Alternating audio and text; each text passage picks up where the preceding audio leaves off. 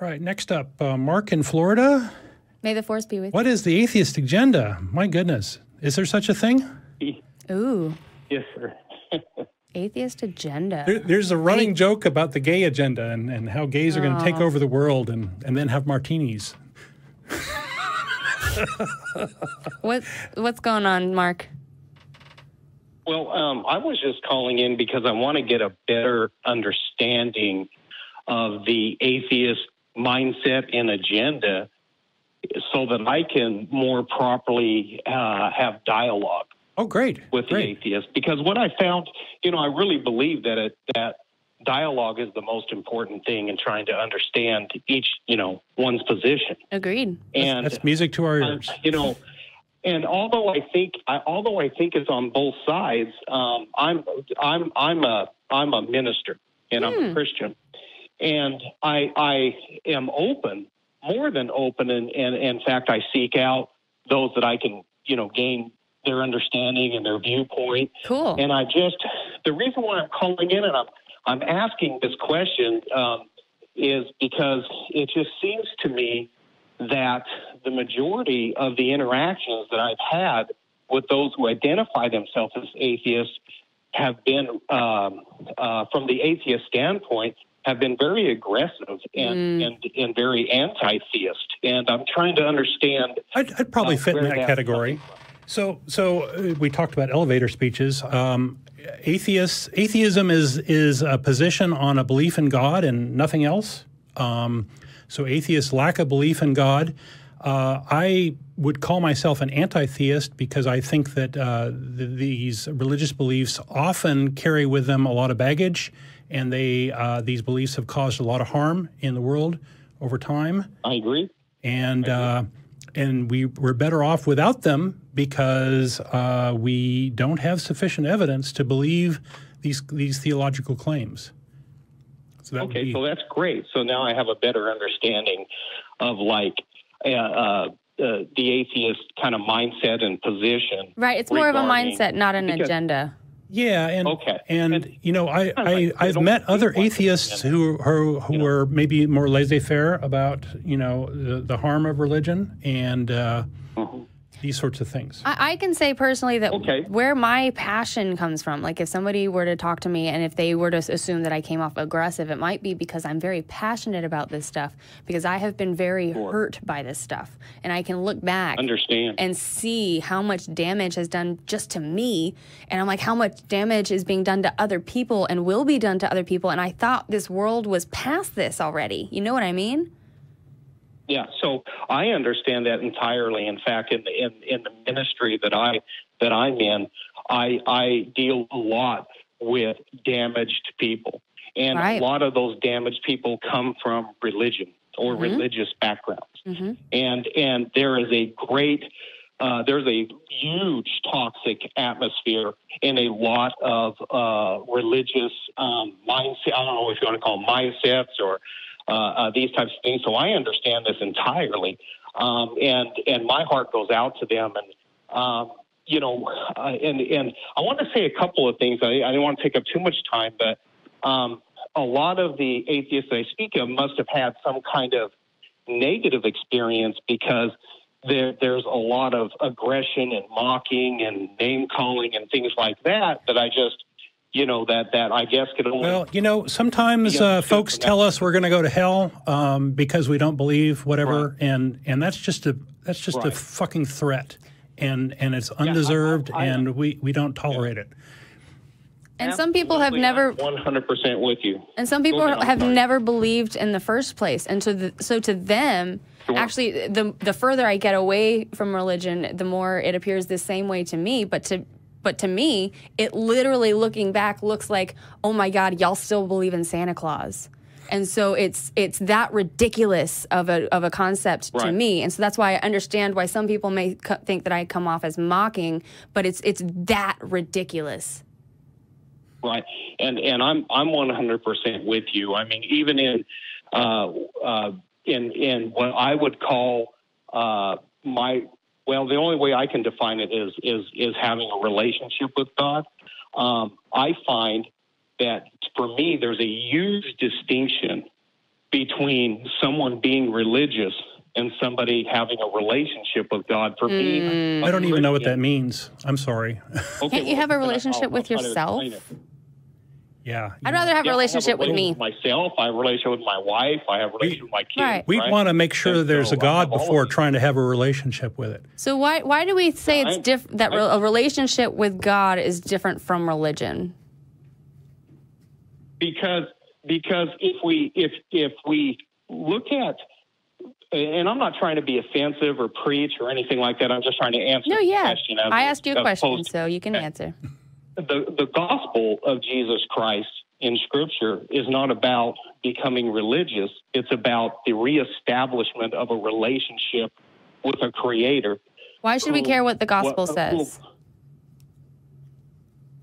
Well, I was just answering your question. No, I understand. Why? But you're saying that the reason is because the gospel says this. And I'm saying, wait, let's start with why should I care what the gospel says at all? The reason why I believe that you should be concerned is because in my belief system, I believe a heavy price was paid in order to provide that opportunity. So I don't believe that. So how can you convince me of We that? don't believe we're going to go to hell. Right. So if I don't believe that, how are you going to convince me? If I don't believe in the gospel, I don't believe there's a reason to believe in the gospel. Why should I care anything about what the gospel says? Right. And so I want to answer your question. There's no way I can convince you that you should pursue a relationship with God through Christ. I can't convince you of that. Okay. And I want to say this.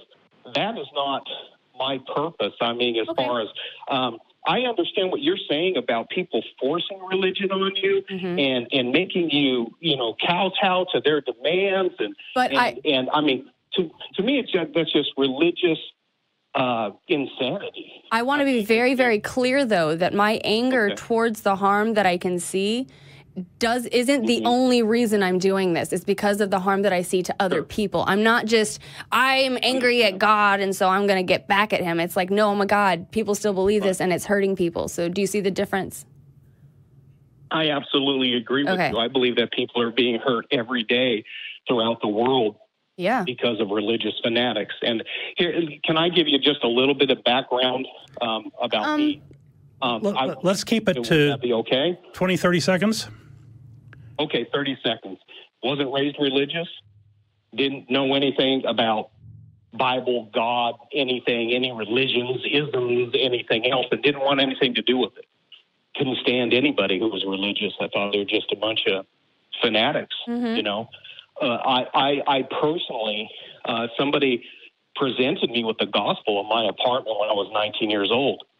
And I didn't know whether or not it was true or not. I had no clue. He just presented it to me. But he stated to me that if I pursued this route, that it would be a route to come into contact with God. And I said, hey, if he's real, he's real. If he's not, he's not. That's all there is to it. If I can know him for myself, wonderful. If I can't, I'll just move on, right? And I had an experience, something just unbelievable, powerful experience. And we were, they were talking about personal experiences before that convinced me without a doubt that God. Right. And then, but we also talked about how personal experiences can be wrong. And you're presenting this gospel thing to me, and I still don't understand why we're talking about it.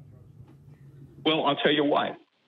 Because the only evidence that I could present to you regarding the reality of what I believe the existence of God is, the reality of God, his existence, is the number of individuals who applied the same. Yeah, this is an argument from popularity. Popularity. What have you.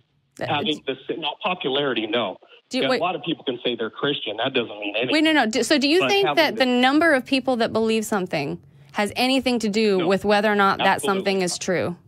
Absolutely not. Okay, so then why are we talking about the number of people? No, and let's address that too, belief and faith, because you can believe whatever you want. You can have faith. No, wait. Yeah, you can have faith in whatever you want. That's right. I don't. Can you believe whatever you want? Because I just either believe something or I don't. And when I believe something and I'm wrong, I still believe it, right? but I'm still wrong. Yeah, absolutely. Right. But you can absolutely, you can believe you can fly, jump off a cliff. Does that make it true? You can. Right. No, absolutely not. Believing in something doesn't make it true. But did I choose to believe that? They have faith in something. What's that? Do people choose to believe these? I don't think people choose. I think we're mostly in agreement here. That's the whole crux. I'm so glad that you said that because I think from the atheist, and I'm not trying to be offensive when I say mindset. I'm just saying position, right? You're good. I think from the atheist position, it seems to me as if the atheist position is that those who believe in God as far as a personal, a God that reveals himself to a human being, just kind of got up one day and said, you know what, sounds good to me. No. It's often indoctrination from childhood. Okay, indoctrination. A lot of times it is, but sometimes it's stuff like what you experienced. But coming from someone who was raised in that, and I did believe that until I was 27. And then I found out at one point in my life that I really wanted to know the evidence. I really wanted to have the proof. Right, and so I looked for it. And what I did was I went on YouTube and typed in atheist versus theist debates because I wanted to hear the non-biased sides. I had never listened really to the atheist side, right? So I did that I am fortunate enough that I can listen to audiobooks and stuff while I'm working. So I had 8 hours a day for several days of listening to debates. And after about 4 or 5 days, it just clicked. And I couldn't control that. I didn't ask for that to happen. Right. It just happened. And so what I would say is that you sound like a very reasonable person, a very kind person. It sounds like we're on the page about a lot of the same things. And what I'm saying to you is that I don't believe in a God and I'm okay. So can I ask that you just keep asking questions and keep talking to atheists and asking about their experiences and their perspectives? Because I think it will click for you. Yeah. Absolutely. The problem with that for me is that I have experiences all the time, every day. I get in prayer. I understand that tangible presence of God, and so it's like almost an impossibility for me to come to a place where I could deny the existence of God would be about the same as me denying the existence of my parents. I don't know about that because I have proof of your parents. I could have proof of your parents if I wanted to. But that's true. But can you email me? And that's another topic. Can you email me at jennabelk@atheist-community.org? I want to continue talking to you, but we're running out of time. Yeah, we're low on time. That's Mark, wonderful. And I thank you guys for being so cordial. Yeah. And so we like people in dialogue. Yeah, we appreciate your call, and we hope you call back. Thank you so much. Some other time. Thank you so much.